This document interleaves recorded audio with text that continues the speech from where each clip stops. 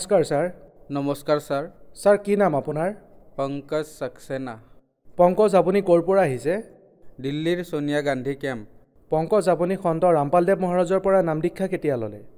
14/4/2011। পংকজ, সন্ত ৰামপালদেৱ মহাৰাজৰ পৰা নাম দীক্ষা লোৱাৰ আগতে আপুনি কিবা ভক্তি সাধনা কৰিছিলনে? হয়, কৰিছিলোঁ। বাবা হৰদেৱ সিং মহাৰাজৰ সাধনা কৰিছিলোঁ। নিৰংকাৰী হয় তেওঁৰ লগত প্ৰায় 8 বছৰ জড়িত হৈ আছিলোঁ। তাত মই বহুত বেছি ভক্তি কৰি থাকিলোঁ, কিন্তু মই লাভ পোৱা নাছিলোঁ। সেৱাদাৰো হৈ গৈছিলোঁ, কিন্তু মোৰ শাৰীৰিক সমস্যা কিছুমান আছিল, যেনে কঁকালৰ বিষ, মোৰ সেয়া ভাল হোৱা নাছিল। মই তাত এই সেৱা কৰিছিলোঁ যে আমাক এযোৰ কাপোৰ দিয়া হৈছিলে পুলিচৰ দৰে।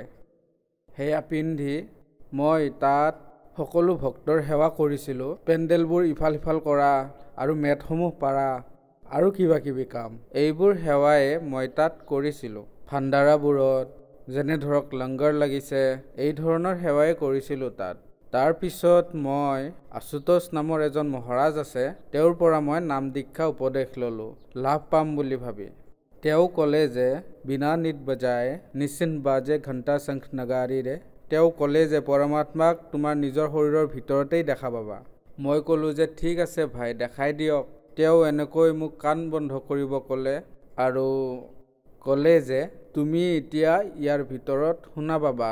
মই সেয়া প্ৰায় 1.5-2.5 ঘণ্টা বহি থাকিলোঁ আৰু তাৰ ভিতৰত যেতিয়া চালোঁ, তেতিয়া মই পোহৰ দেখা পালোঁ, বহুত তীব্ৰ পোহৰ দেখা পালোঁ। আৰু পোহৰ দেখা পাইছিলোঁ নীলা হালধীয়া আছিলে। মই সেয়া দেখি ভাবিলোঁ যে তেওঁৱেই পৰমাত্মা। তাৰপিছত লাহে লাহে প্ৰায় আমি 1.5 ঘণ্টা অথবা 2 ঘণ্টা, প্ৰায় 1 ঘণ্টা সদায় কৰিছিলোঁ এই সাধনা। যেতিয়া আমি টাইম পাইছিলোঁ তেতিয়া আমি এই কাম সদায় কৰিছিলোঁ। তাৰপিছত মোৰ ভৰিখন ফুলিব ধৰিলে, গাঁঠিত ইয়াত গাঁঠিবোৰ ফুলিব ধৰিলে।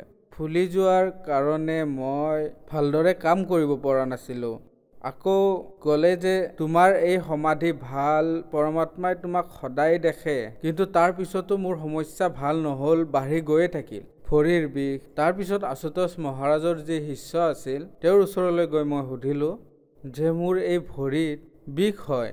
ক'লে যে লাহে লাহে সকলো ঠিক হৈ যাব, কেৱল ভগৱানৰ সমাধি কৰা ভালদৰে। মোৰ চকুতো বিষ হ'বলৈ ধৰিছিলে, পানী ওলাব ধৰিছিলে, ইমান বিষ হৈছিলে। চকু এনেকৈ বন্ধ কৰি যেতিয়া মই তেওঁক চাইছিলোঁ, তাৰপিছত কি হ'ল ছাৰ, মই লাহে লাহে বহুত চিন্তাত পৰিব ধৰিলোঁ, কাণেৰেও কম শুনিব ধৰিলোঁ।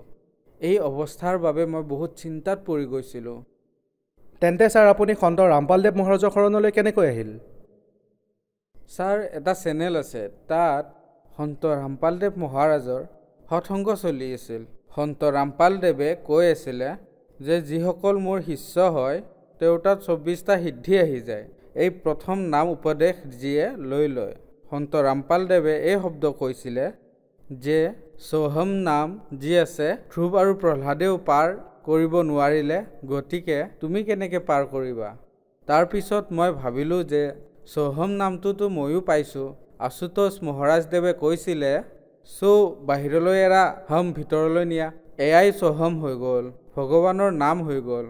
এনেকুৱা কৰি কৰি মই ক'লোঁ যে আমিওতো এনেকুৱা নাম জপে কৰোঁ, ধ্ৰুৱ প্ৰহ্লাদেই যদি পাৰ কৰিব পৰা নাই, আমি কেনেকৈ পাৰিম? ভাবিলোঁ যাওঁ এওঁলোকৰ ওচৰলৈ এবাৰ চাই লওঁ কিনো কথা। তাৰপিছত এবাৰ দুবাৰ সৎসংগ শুনাৰ পিছত কি দেখিলোঁ, সাধনা চেনেলত ব্ৰহ্মা বিষ্ণু মহেশ্বৰক সন্ত ৰামপালদেৱে কৈ আছে যে তেওঁলোক অজয় অমৰ অবিনাশী নহয়, তেওঁলোকো নাগবান হয়, তেওঁলোকো মানে পূজাৰ যোগ্য নহয়, পূৰ্ণ পৰমাত্মা নহয়, যিয়ে তোমালোকৰ সংকটক নিবাৰণ কৰিব পাৰিব। তেতিয়া মই ভাবিলোঁ যে কেনেকুৱা সন্ত এওঁ, ব্ৰহ্মা বিষ্ণু মহেশ্বৰকতো আজিলৈকে আমি পূজা কৰি আহিছোঁ, এওঁ আকৌ কেনেকুৱা সন্ত, যাওঁচোন এবাৰ লগ কৰি আহোঁ। সতলোক আশ্ৰম জিলা হিছাৰ বৰৱালালৈ গ'লোঁ। তাত সন্ত ৰামপালদেৱ মহাৰাজৰ পৰা উপদেশ ল'লোঁ। তেতিয়া মোৰ এনেকুৱা লাগিল যে মোৰ শৰীৰত যেন 1000 টন বোজা আছিল আগতে, বহুত ওজন থকা যেন লাগিছিল। এনেকুৱা লাগিছিল যেন হঠাতে কিবা আঁতৰিল। যেতিয়াই গুৰুদেৱৰ ওচৰলৈ গ'লো, গুৰুদেৱে আশীৰ্বাদ দিলে। তেতিয়া মই এনেকুৱা অনুভৱ কৰিলোঁ যেন মোৰ শৰীৰটো বহুত পাতল অনুভৱ কৰিলোঁ, একেবাৰে ফুল এটাৰ নিচিনা। পংকজ, আপুনি সন্ত ৰামপালদেৱ মহাৰাজৰ পৰা নাম দীক্ষা লোৱাৰ পিছত কিবা লাভপ্ৰাপ্ত কৰিলেনে? হয়, মই বহুত ডাঙৰ লাভ প্ৰাপ্ত কৰিছোঁ। সেই লাভ এনেকুৱা আছিল, শাৰীৰিক সমস্যা মানে মই যেতিয়া অন্য গুৰুসকলক পূজা কৰিছিলোঁ, মোৰ ভৰিখনো বেয়া হৈ গৈ আছিলে লাহে লাহে। কাণেৰেও কমকৈ শুনিব ধৰিছিলোঁ। পিঠিৰ ৰাজহাড়ডালো মোৰ বহুত বিষ কৰিব ধৰিলে। বহি বহি 2-2.5 ঘণ্টা পুৱা গধূলি কৰাৰ কাৰণে। তাৰপিছত মই যেতিয়া সন্ত ৰামপালদেৱ মহাৰাজৰ পৰা উপদেশ ল'লোঁ, তেতিয়াৰ পৰাই মই ছাৰ বহুত সুখী হ'লোঁ। কোনো বিষ নাই। এতিয়া চশমাও নিপিন্ধো, আগতে চশমা পিন্ধিব লাগিছিলে। এতিয়া চশমাও খুলিলোঁ সন্ত ৰামপালদেৱ মহাৰাজৰ দয়াত, আৰু সকলো সুখ পাইছোঁ। ছাৰ, মই আগতে বহুত গৰীব আছিলোঁ আৰু আৰ্থিক স্থিতি বহুত দুৰ্বল আছিলে। মই ভগৱানক পাবলৈ ব্যাকুল আছিলোঁ। তাৰপিছত পৰমাত্মা সন্ত ৰামপালদেৱ মহাৰাজৰ লগত যেতিয়া জড়িত হ'লোঁ, তেতিয়াৰ পৰা মই সকলো সুখ পাইছোঁ। ছাৰ, মোৰ পত্নীৰ এখন ভৰিত বিষ হৈছিলে। যেতিয়া বিষ হ'ল তেতিয়া প্ৰথমে ছফদৰগঞ্জ হস্পিটালত দেখুৱালোঁ। তাৰপিছত এইমছত দেখুৱাত তেওঁলোকে ক'লে যে ইয়াৰ পৰীক্ষা কৰিব লাগিব। পৰীক্ষা কৰাত তেওঁলোকে ক'লে যে ভৰিখন ফুলি ডাঙৰ হৈ উঠিছে, গতিকে এতিয়া অপাৰেশ্যন কৰিব লাগিব। তেতিয়া মোৰ ৱাইফে মানুহজনীয়ে ক'লে যে মই অপাৰেশ্যন নকৰাওঁ, মই নকৰাওঁ অপাৰেশ্যন। এতিয়া গুৰুদেৱকে প্ৰাৰ্থনা জনাম, সন্ত ৰামপালদেৱ মহাৰাজক প্ৰাৰ্থনা জনাম, ঠিক হওক বা নহওক। যেতিয়া তেওঁক প্ৰাৰ্থনা জনালে, তেতিয়া সেইফালৰ পৰা আদেশ আহিলে যে মালিকে দয়া কৰিব। মালিকে দয়া কৰিব বুলি কোৱাত ভাল পালোঁ। তাৰপিছত প্ৰায় 1-2 মাহমান পিছত যি সেই ভৰি ফুলা আছিলে, গমেই নাপালোঁ ক'লৈ গ'ল। এতিয়া তাই একেবাৰে সুস্থ, সুৰক্ষিত, বিনা অপাৰেশ্যনেৰে সন্ত ৰামপালদেৱ মহাৰাজৰ দয়াত ঠিক হৈ গ'ল। পংকজ, আপুনি কৈছে যে আপুনি নিৰংকাৰী পন্থত 8 বছৰলৈকে আছিলে, তাত সেৱাদাৰ হৈও আছিলে। তাৰপিছত আপুনি আশুতোষ মহাৰাজৰ ওচৰলৈ গ'ল, তাত 5 বছৰ আছিলে আৰু ইমানে মেডিটেশ্যন কৰিলে যে শৰীৰো অসুস্থ হ'ল। আপুনি ভগৱানক পাব বিচাৰিছিলে, কিয় পাব বিচাৰিছিলে? ভগৱানক মই সেইবাবে পাব বিচাৰিছিলোঁ, মই সৰু থাকোঁতে আমাৰ গাঁৱত শ্ৰীকৃষ্ণ লীলা পাতিছিলে। যেতিয়া চাইছিলোঁ তাত কৃষ্ণৰ গুৰুদেৱ দুৰ্ভাষা ঋষি হৈছিলে, তেতিয়া ভাবিছিলোঁ এওঁ ভগৱানেনে? কৃষ্ণ যদি ভগৱানেই, তেওঁ যদি গুৰু বনাবলগীয়া হৈছে, তেন্তে আমি কিয় হ'ব নালাগিব? আমিতো একেবাৰে সাধাৰণহে। প্ৰথমে আমিহে গুৰু বনাব লাগে। তেতিয়া মোৰ গুৰু বনোৱাৰ বহুত বেছি ইচ্ছা মোৰ মনৰ ভিতৰত উৎপন্ন হ'ল। তেতিয়া মই গাঁৱতেই নিৰংকাৰী গুৰুদেৱক পালোঁ। তাৰপিছত তেওঁক গুৰু বনালোঁ। তাৰপিছত আশুতোষক গুৰুদেৱ বনালোঁ। তাৰপিছত যেতিয়া মই পূৰ্ণ পৰমাত্মা সন্ত ৰামপালদেৱ মহাৰাজক দেখিলোঁ, জানিলোঁ, তেতিয়াহে মই সন্তুষ্টি পালোঁ। গতিকে মই এতিয়া আন কাকোকে গুৰু বনাব নিবিচাৰোঁ। পংকজ, আপুনি কৈছে যে আপোনালোকৰ গাঁৱত কৃষ্ণলীলা হৈছিলে, তাত আপুনি কৃষ্ণক দেখিলে আৰু গুৰু দুৰ্ভাষাকো দেখিলে। তাৰ পৰা আপুনি প্ৰেৰণা পালে যে ভগৱানৰে গুৰুগুণৰ আৱশ্যকতা আছে, গতিকে আমিও গুৰু বনাব লাগে। তাৰ পৰাই আপোনাৰ ভগৱানক পোৱাৰ ইচ্ছা প্ৰকট হ'ল। তেন্তে কি সন্ত ৰামপালদেৱ মহাৰাজৰ শৰণলৈ অহাৰ পিছত ভগৱানক পালেনে? হয় ছাৰ, মই ভগৱানক পালোঁ। ছাৰ, এনেকুৱা ভগৱানক পালোঁ যে এওঁ পূৰ্ণ পৰমাত্মা। এয়া শাস্ত্ৰ অনুসাৰে কৰা ভক্তি হয়। এই শাস্ত্ৰবিধি আমাৰ যি গুৰুদেৱ আছে, যি পূৰ্ণ পৰমাত্মা আছে, তেওঁ পঢ়ি পঢ়ি শুনায়। পূৰ্ণ গুৰু যি হয়, তেওঁ শাস্ত্ৰৰ জ্ঞান দিয়ে। যিজন নিৰংকাৰী আছিলে, তেওঁ নিজৰ মনৰ মতেহে নাম দিছিলে, যিটো শাস্ত্ৰত ক'তোৱে প্ৰমাণ নাই। আৰু যিজন আশুতোষ আছিল, তেওঁ কি কাম কৰিলে, এটা শব্দক 2টা ভাগত ভাগ কৰি দিলে। বাহিৰলৈ এৰা, হাম ভিতৰলৈ নিয়া। এয়া কোনো মন্ত্ৰ নহয়, এয়াতো কবিৰ সাগৰৰ পৰা চুৰ কৰা মন্ত্ৰহে। সতনামটো কিবা বেলেগ হয়, এয়া কেৱল সন্ত ৰামপালদেৱ মহাৰাজেহে ক'ব পাৰিব তাৰ বিষয়ে, আৰু এই পৃথিৱীৰ আন কোনেও ক'ব নোৱাৰে। পংকজ, আপুনি নিৰংকাৰী পন্থত 8 বছৰলৈকে আছিলে। আশুতোষ মহাৰাজৰ লগত আপুনি 5 বছৰ ভক্তি সাধনা কৰিলে। প্ৰায় 13 বছৰ ধৰি আপুনি গুৰুৰ শৰণত আছিলে। তাৰপিছত আপুনি এই সকলোবোৰ বাদ দি সন্ত ৰামপালদেৱ মহাৰাজৰ শৰণলৈ আহিল। সমাজত এটা ধাৰণা এইটোও আছে যে গুৰু সলনি কৰিব নালাগে।